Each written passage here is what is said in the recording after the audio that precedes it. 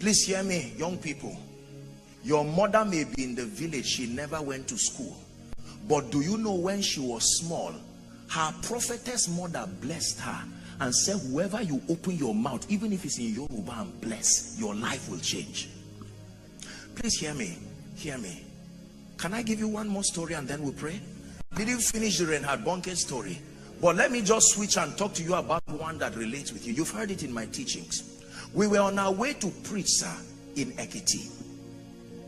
It would be my first time there, and so we had to fly to Ilorin, the airport, and then we would go by road. And so when we went, they received us and we were on our way going. And then I started watching the obituaries, and I would see 120 something years, 130 something years. I said, these people are joking. Call all this Guinness Book of Records to come to Nigeria.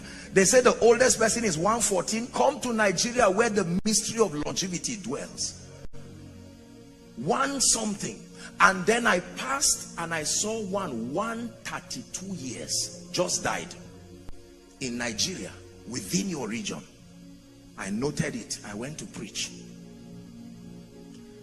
When I was done preaching and we returned, I was passing, God is my witness, and then I saw 145 years. And then I went back to the 132. It was like a senior apostle who just died. And then I told the driver, stop. There is a grace for long life here. Instead of taking the risk and a plane will crash me tomorrow. Now I'm not being sarcastic.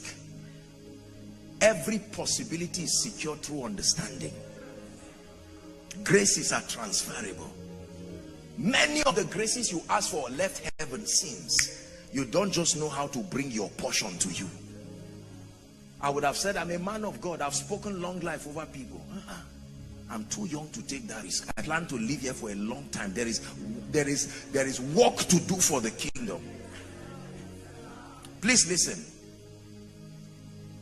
And I don't speak Yoruba.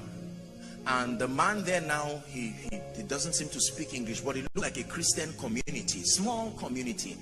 I said, no, there has to be a way out, oh Lord. I parked this car to receive something solid. Eventually, we found someone who could speak limited English. And I said, okay, we're men of God. We came to receive the grace for long life. Who is the oldest man in this place? He must pray for us before we leave. And then eventually they interpreted it and they told us to go and meet one old man. And we entered the room. I was talking, then he will interpret. Watch what happened, please. I would speak and then he will interpret in Yoruba. And we said, we are here to receive the grace for long life.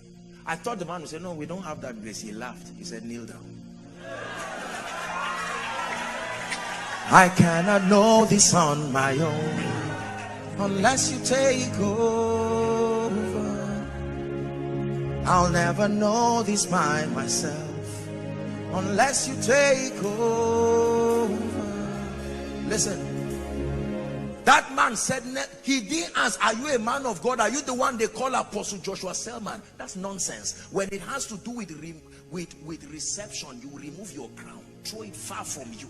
It's not only worship that demands removing your crown. Receiving also. He said, kneel down. I knelt down quietly. And the man started praying in Yoruba. Quite honestly, I was not interested in what he was saying. All I know was that it's a law. Honor is a law. There is no gate it will not open. I come from the north. There are killings there. I said I must transport this grace for long life. The moment he was praying, I felt like a crown just being put on my head. And when we were done praying, then I appreciated him, packaged a seed and gave him. And then I went out, we were to enter the car. Then I saw some women standing there. And then I said, let me go and thank them. They were the first people we contacted. And I went there and I said, you know, Mama, they were interpreting just to say thank you. And they said, you see this man who is 132 years, this is his wife. She was like 120 something, standing, no stick. I said, let's go back. Let's go back. No, we have to go back. Behind every glory there is a story. Oh. Let's go back. Two have become one. If the man has died, he's still alive. I thought that she was the wife of his old age, like Keturah, but this is the one and only wife. The man died 132, and then when they told her, she laughed. She tapped me, she said, follow me. Then she opened a room, and I started seeing the pictures from those times where the deep camera inside, whatever, if you touch it, it will stain and remain there forever. I started seeing the pictures together. The wife of his youth. What did they know? That the arrows that fly by day, that the noisome pestilence, what did they know? What did God do for them? So you can go to God in prayer and say, God, give me long life, and he said, I've given it. He's not lying. It is within your territory. Use honor like a magnet and draw it to you. Every possibility you pray for is already in Lagos here. It is the discernment. The discernment. Those people live as if they are not in Nigeria. From my father's side, the only person alive is my father. Is that not a risk to not tap into this kind of grace? And then I told her, I said, ma, we honor you for who we represent. Please forget the fact that we are men of God. I want you to give me the blessing of a mother and the blessing that was upon this man. And the woman said, kneel down, and she removed her shoes.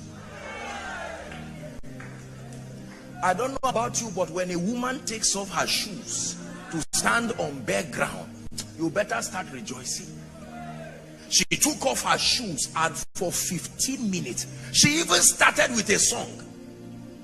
First, before she started blessing me. When she finished, ask my people, wherever we are traveling to, whether the plane is going round and round, I'm sleeping. No.